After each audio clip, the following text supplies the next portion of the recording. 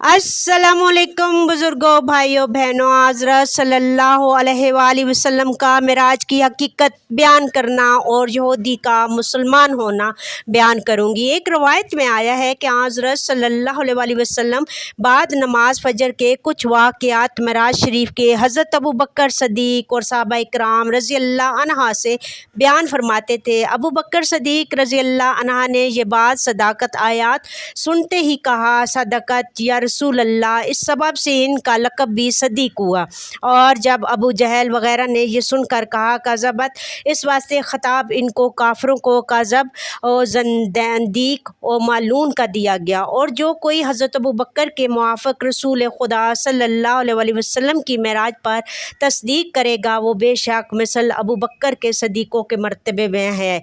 और जो कोई मुनकर मेराज होगा, वो यकीनन मुताबिक अबू जहल के लाइन और मरदूद होगा। और इस महफिल में एक यहूदी गवार ने मेराज का हाल सुनकर हज़रत सल्लल्लाहु अलैहि वसल्लम को झूठा कहा और हज़रत के पास से उठकर बाज़ार में आकर एक बड़ी मछली मोल लेकर अपनी बीवी को दी और इससे कहा कि जल्दी इस मछली के कबाब बनाएं, भूख से बेताब हूँ और मुझे सख्त बेकरारी हो रही है। इतना दिन आया कि अब तक निहार मुँह हूँ, जब मैं दरिया से नहा कर आऊँगा तो फिर खाना खाऊँगा। वो यहूदी ये कहकर लब दरिया चला गया और अपने कपड़े किनारे पर रख कर पानी में गुस्ल करने को उतरा और फिर इसने गोता लगाया। जब इसने अपना सर उठाया, अपने तई एक औरत जवान सूरत पाया और कपड़े किनारे पर रखे थे, वो भी इसको न मिले। ये महाजरा अजीब व गरीब देखकर बहुत घबराया और फिर इसने इसी गर्दाब में गोता खाया। किनारे के पास आकर पास आबरू के सबब आँखों से अपनी आबरू पर रो रो कर आंसू बहाया, बार बार हाथ पर हाथ और अपने मुंह से गाली गलौज पुकारता और अपना नंगा बदन देखकर इसको शर्म आई। उसने दरख्तों के पत्तों से अपनी शर्मगाह छुपाई और इतने में एक गंवार जो घोड़े पर सवार था इस तरफ से गुजरा कि एक औरत हसीन खूबसूरत नंगी बैठी है। उसने नहायत खुश और शैदा होकर इसका हाथ पकड़ा और अपने घोड़े पर बैठाकर अपने घर ले गया और फिर इसको अपने घर में लाया। घर 7 बरस इसको इस जवान की खानादारी में गुजरे और 3 फर्जंद भी इससे तौलिद हुए। एक दिन वो औरत अपने हमसाया की औरतों के साथ दरिया पर नहाने को गई और जिस जगह पर इसने कपड़े रखे थे इसी जगह पर अब की बार भी उतार कर कपड़े रखे और अपने ख्याल से वो वारदात भूल कर नहाने में मशगूल हुई। जब इसने गोता मार कर अपना सर उठाया तो अपने ती सूरत असली पर देखा और किनारे पर जो मर्द ने कपड़े पहले रखे हुए थे वहीं पाए। और जब वो वहाँ अपने कपड़े पहनकर अपने घर आया तो देखा कि वो मछली बाज़ार से लाकर अपनी बीवी को दी थी। वो अब तक ज़िंदा तड़प रही है और इसकी औरत के हाथ में जो काम था वही काम कर रही थी। और बाज़ रवायात में यूँ आया है कि इसकी औरत सूत काट रही थी और अभी तक इस पोनी इसके हाथ में तमाम न हुई थी। फिर इसने अपनी औरत से जाकर कहा, तुमने अभी तक मछली ना पकाई, इतनी देर से तूने पकाने में क्यों की है? इसकी औरत बोली, क्या खैर तो है, कुछ पी कर आए हो, अभी मछली लाए हो, एक लम्हा में कहीं मछली पकती है। फिर इसने अपनी बीती हुई वारदात को इससे बयान किया। वो बोली, जी अभी बहुत दूर है और मालूम होता है कि तुम नशे में चूर हो। इसने ये बात सुनकर जी में जाना कि मैंने हाल महराज का सच न जाना था और मैंने रसूल अल्लाह सल्लल्लाहु अलैहि वसल्लम को झूठा समझा था, इसी इसबाब से ये हाल मुझ पर गुजरा, इसमें कुछ शक नहीं है। बस मैंने यकीन कामल किया कि मोहम्मद सल्लल्लाहु अलैहि वसल्लम सच्चे रसूल हैं और दीन इस्लाम बरहक है। अलगर्ज हासिल कलाम ये है कि इस यहूदी को दीन इस्लाम की ख्वाहिश हुई, चुनाचा वो इसी वक्त रसूल खुदा सल्लल्लाहु अलैहि वसल्लम की तरफ आया।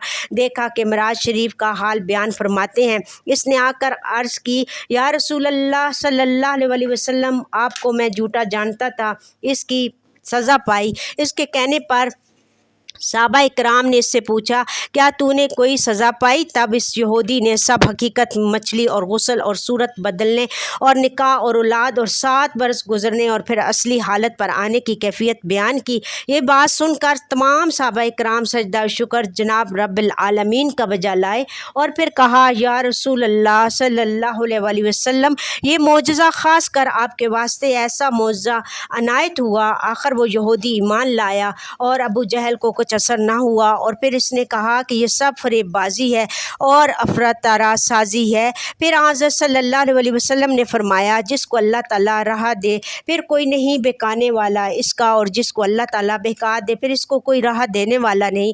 اور جب خبر معراج شریف کی مکہ معظمہ میں ہوئی تب اکثر اہل مکہ متفق ہو کر رسول اللہ صلی اللہ علیہ وسلم کے پاس آئے اور کہا اگر تمام حوال بیت المقدس کا ہم سب سے بیان کریں تو ہم آپ کے معراج کے حال پر ایمان لے آئیں گے اور صدقے دل سے مسلمان ہو جائیں گے، کیونکہ ہم لوگ بیت المقدس کی علامات کو خوب اچھی طرح سے جانتے ہیں۔ اگر آپ آسمان پر گئے ہوں گے تو وہاں کا حال بھی آپ کو معلوم ہوگا۔ اگر تم سچے ہو تو نشانات بیت المقدس کے بیان کرو۔ یہ سن کر حضرت صلی اللہ علیہ وسلم کو کچھ تعامل سا ہوا، اس واسطے کہ حوال بیت المقدس کا بیان کرنا اس وقت کچھ زرور نہ تھا۔ چنانچہ حضرت جبرائیل علیہ السلام اللہ کے حکم سے بیت المقدس اپنے پروں پر اٹھا لائے اور حضرت صلی اللہ علیہ وسلم کے سامنے رکھ دیا۔ اس وقت جو لوگ احوال بیت المقدس کا پوچھتے تھے تو پیغمبر خدا اس کو بیان کرتے۔ اس کے بعد جو لوگ اصلی اور سید ازلی تھے وہ تو ایمان لے آئے اور انہوں نے فوراً صداقت یا رسول اللہ کہا، اور جو لوگ بدبخت زانی تھے انہوں نے جسم خاکی کو آسمان پر جانا، خلاف قیاس کیا اور قدرت کاملہ سے غافل ہو کر انکار کیا۔ پس اے نیک مہربانوحیت اس واقعہ کی بدرجہ احسن جانو کہ عالمان حیت نجوم نے رصد اور ہندسہ کی دلیل سے ثابت کیا ہے کہ مہتاب اگر ستاروں سے چھوٹا ہے مگر جرم اس کا زمین میں بہت بڑا ہے، اور بسبب گردش فلک کے ہزاروں برس کی راہ ایک ہی لحظہ میں طے کرتا ہے، اور اپنی حرکت سے مشرق و مغرب تک سینکڑوں برس کی راہ ایک ہی لحظہ میں طے کرتا ہے۔ جب یہ سیر بصریت مہتاب کی عند العقل محال نہیں ہے تو پھر آفتاب نبوت کا جس کے نور سے سب کچھ پیدا ہوا ہے اگر تھوڑی سی رات میں عرش تک جاوے اور پھر آوے تو کیا کوئی عجیب بات ہے؟ اور پھر شیطان بدترین خلق اللہ سے ہے، وہ ایک لحظے میں مشرق سے مغرب تک اور جنوب سے شمال تک جاتا ہے، اور جو شخص بہترین مخلوقات ہو اگر تھوڑی رات میں آسمان پر جائے اور پھر واپس آئے تو کیا محال ہے؟ اے نیک بختو، ذرا غور کرو کہ فرشتے جبرائیل وغیرہ ہزاروں بار زمین پر آتے ہیں اور جاتے ہیں، اگر ایک بار حضرت صلی اللہ علیہ وسلم کو وہ تمام فرشتوں سے اور تمام مخلوقات سے بہتر اور افضل ہیں زمین سے آسمان پر تشریف فرما ہوئے تو کیا بعید معلوم ہوتا ہے؟ اے لوگو، ہوشیار دیانتدار سمجھو کہ جو نور البصر سے پاکیزہ ہوئے اگر ایک رات میں طاقت الہی سے آسمان پر پہنچے تو کیا عجب ہے؟ اس طرح ہزاروں دلیلیں ہیں حضرت صلی اللہ علیہ وسلم کے معراج کی صداقت کی، میں اس جگہ پر طوالت کلام میں نہیں دیتی، بس اہل ایمان کے واسطے جو قدردان ہیں ان کے لیے اس قدر ہی کافی و ادنا ہے، لہٰذا میں اسی پر اکتفا کرتی ہوں۔ خداوند ہم سب کو پکا مسلمان بنائے اور نبی کریم صلی اللہ علیہ وسلم کی پیروی کی توفیق عطا فرمائے، آمین یا رب العالمین یا رب العالمین۔ جزاک اللہ۔